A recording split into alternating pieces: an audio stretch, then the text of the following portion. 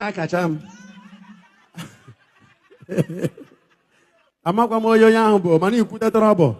So I'm waiting for that person to apologize to God and withdraw that statement.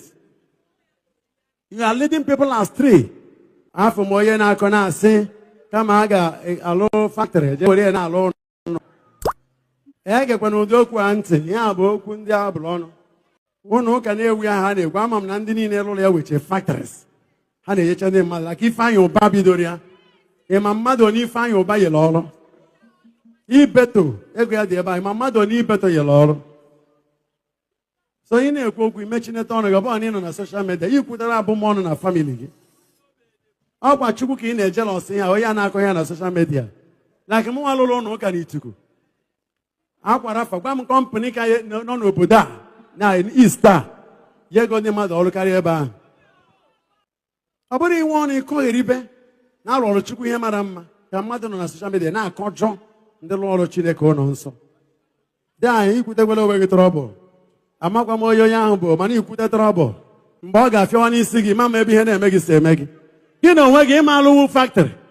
Oye na ko yan. Wicked souls not on social media. Ana me ku maka Akachaam. Ndi bai ekene kwa mono ozo Ebube Anaedo. In my life journey Illuminati Junction.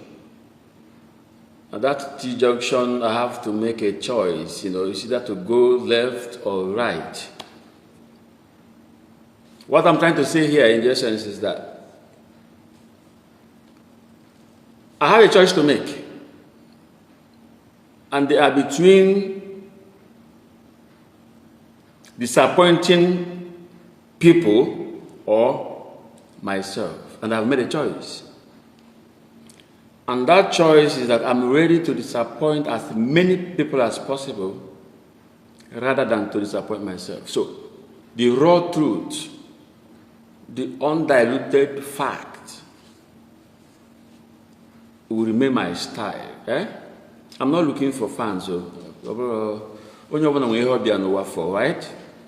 But this is the path I've chosen. So, based on that, my Lord Bishop Benson Okoye, if you are 62 years today, we have another 13 years to serve. You are the governor of Nnewi Catholic Diocese. And you call the shots. Whatever you decide, it happens. Mana ohoso ozu nwụrụ anwụ ka a na-edozi onu.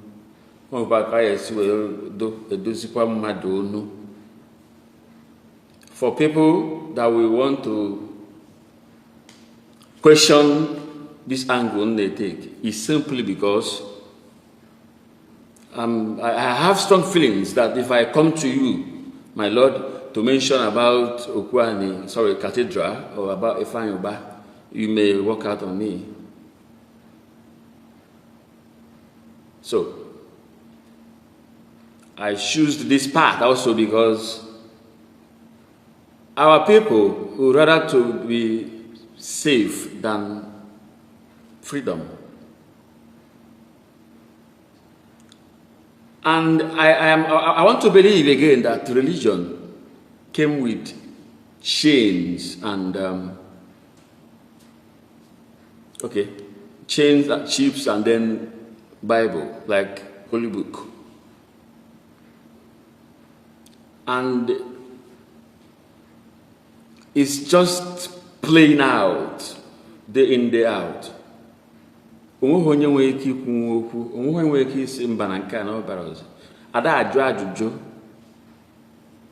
not, you borrow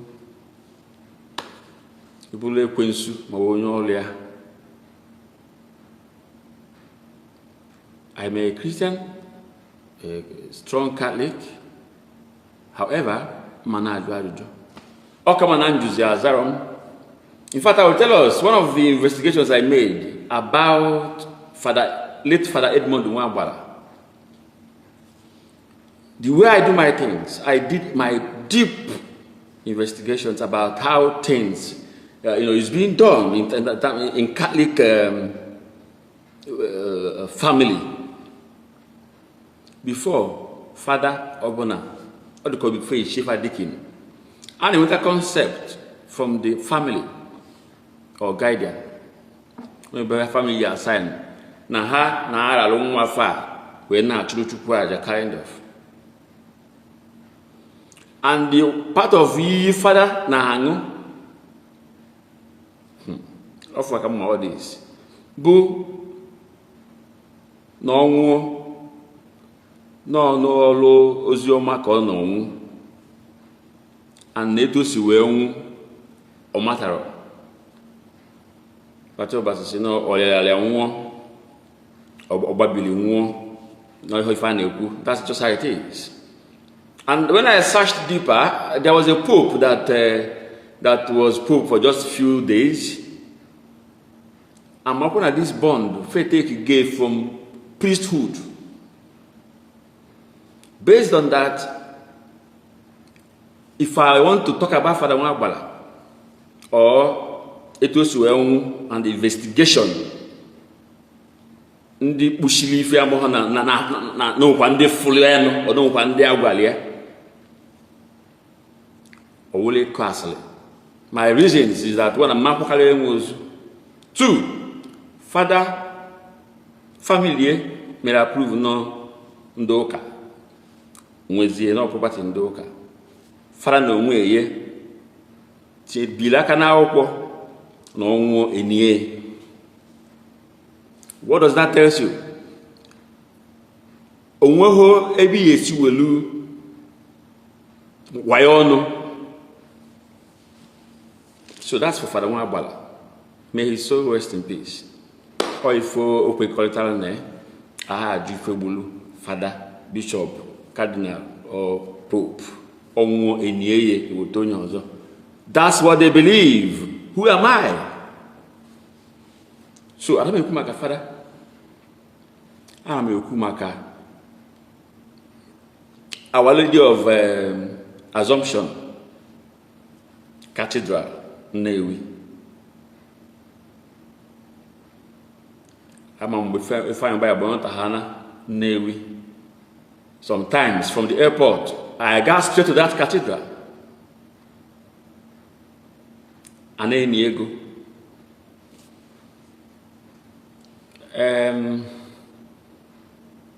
Nora, I'm going to time I may expire. And Marokwa na ife kpata na bishop na aba aha ebi ofu compound or ofu no. Okay, when we that separation of power, only time ya lulu oputa n'ụzọ onye ọzọ. You can only advise. In fact, only the advice we get so not advice ya imu ọnụ. Ime na nke ya pụtara onye ome nke. Mana ọ na ndị be anyị na-ekwu na na-adị ekwupụla enu na ana. Na Chukwu. Igwanu Bishop of Belavia. Na go Nora, so me put what I know cathedral, if I'm about to have am I aware? Am I up inside then? On a request, Nora, na Ogacha, Vatican City. Na Ogacha for St. Peter Basilica na Rome. Unwe free for Palanata, Ope Fanny. If you data, no can carry a message, a biduka nisi. Nke roofing mgbe buturu roof ụmụkọna trust ụmụ dị ahụ na-eji welu form the skeleton of the roofing. Ama mgbe o kwalife ekwuru na ọdọsọ mma na ụmụ ebutusie and bi na-emele mbetusi wee butu. By the time etinyekwara fresh one ife anyị ụba dị ebutekwa nke ọfụ because ọchọ management. And the such thing I hear without iron and do to all those things was a Ezuku Ponondo.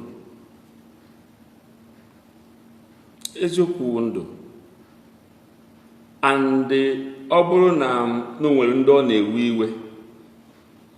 Nepunya with Ezuku. Open choice. It's a happy way.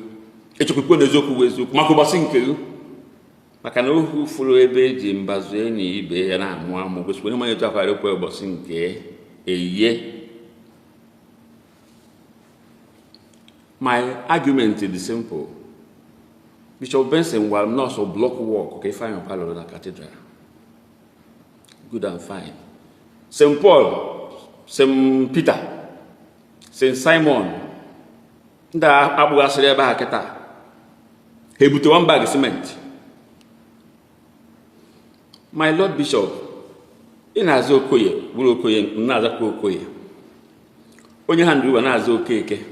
Is it not consigning? Urubumbaya did that Judana. Amam na agulitany of the saints. When we buy a luha, never a way, paratepo no bisimano mad nabo. Ya, onya. On all go home by us.